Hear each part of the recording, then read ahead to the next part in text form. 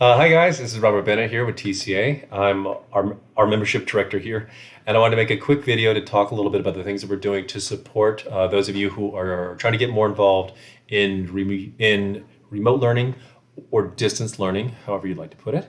Since we've long been an advocate for technology as a part of education, we've got a lot of crowdsourced resources here that you'll find useful. I just wanted to show you the best places to start. So let's begin. I'm going to go ahead and go to our home page here. Probably the first thing that folks are going to think about is our webinars. These are free to our members. If you joined in the period of free membership, then they're free to you as well. And the place to find those is here. You can go to our homepage, into events and events calendar. We have these about once a week. We call them lunch and learns because they occur at lunch to work with your schedule.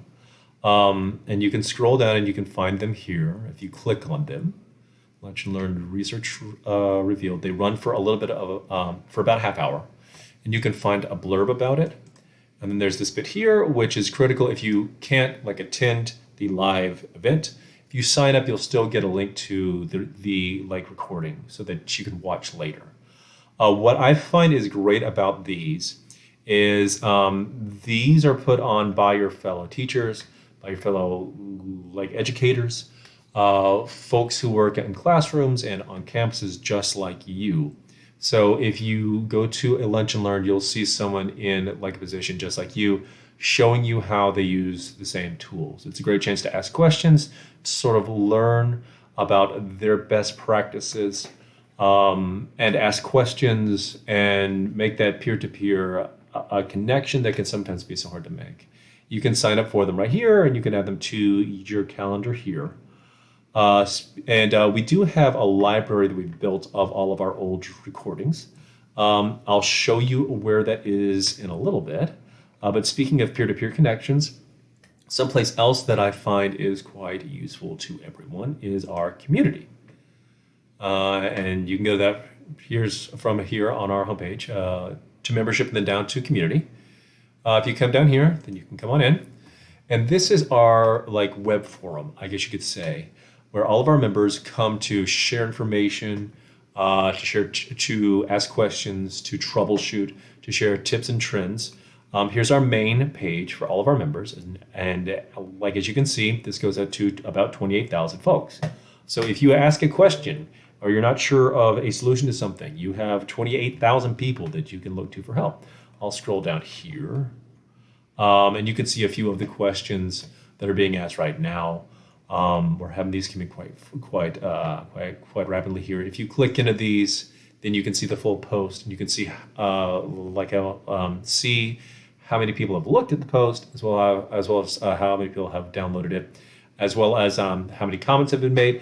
And if you want to ask a question but you don't want the world to see it, then you can send a private reply as well. That's quite useful if if you want to ask something more specific that you think that the group as a whole might not want to see, or then that's the way that you would go ahead and do that. Something else that you can do is you can have conversations with people, someone's specific.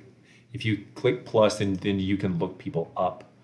And something else that you can do that's quite useful is you can go to our members and you can filter all of our members. So if you want to find someone that is an expert, for example, on this certain subject area, for example, blended learning, and if you want to look them up in a specific organization or district, then you can do that here. This won't, of course, pull up their email address or phone number or that sort of thing.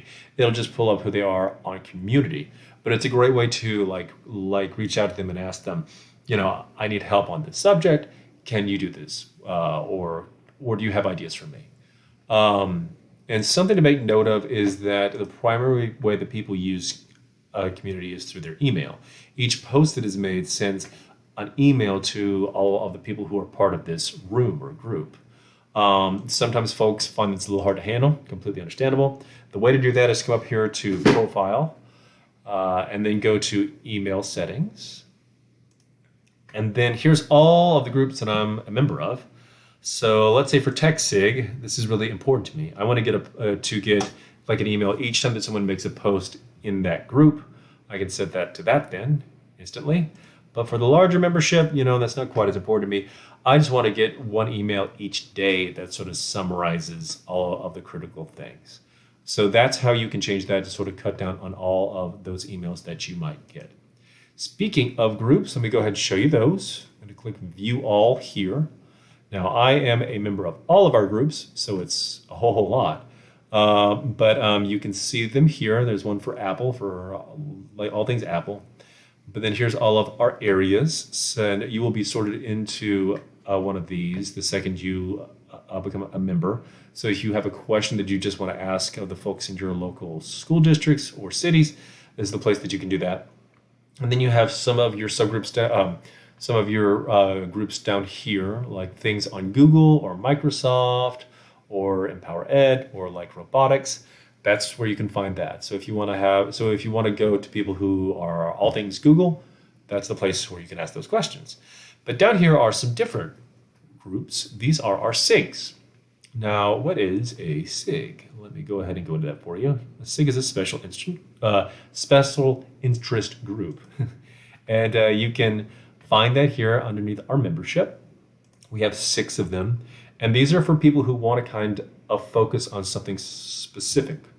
So we have campus tech, libraries, robotics, tech apps, and computer science, technology coordinators, and our virtual learning special interest group. Excuse me. All of these are working right now to provide their SIG members with more information on how to perform their roles at a distance. But the two that I've seen a lot of action in recently are Tech SIG and, of course, our VL SIG here. That's where people, these two have a lot of folks that are asking for guidance or for best practices or for standards. I'm not quite sure yet if we will be able to provide you with free membership to the SIGs. SIGs usually cost $20 a year to be a part of them because they have special events and things like that for their SIG members, and they have to find a way to pay for that, of course. But there's a possibility that as part of our free membership, you can also join a SIG for free as well. That's something that we will definitely let you know about. But the place to talk to your SIGs and learn about the things that are happening with your SIGs is here in our community. Let's go ahead and look at TechSig here.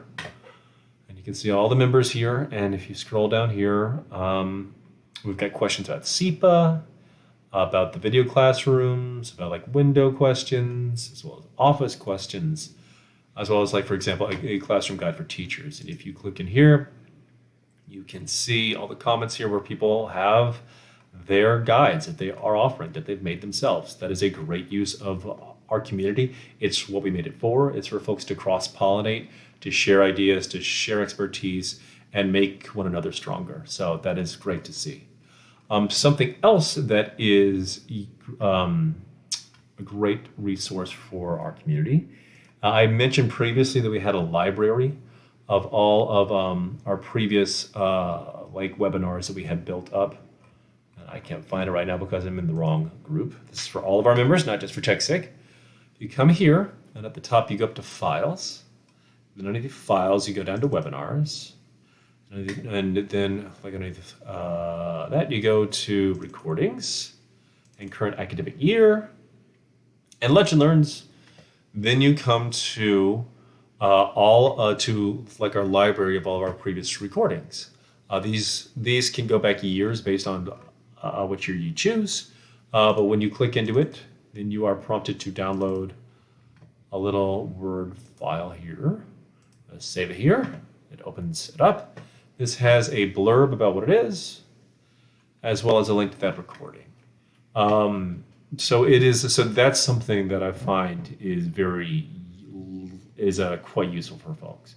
You have hours and hours of webinars of your peers talking about the tools that they use and the ways that they use them.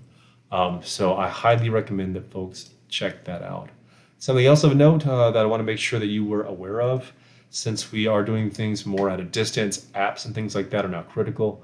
And if you go to Apple and scroll down here, our own Lori Gracie comes in here very frequently to post free apps that are now free or the ones that are on sale.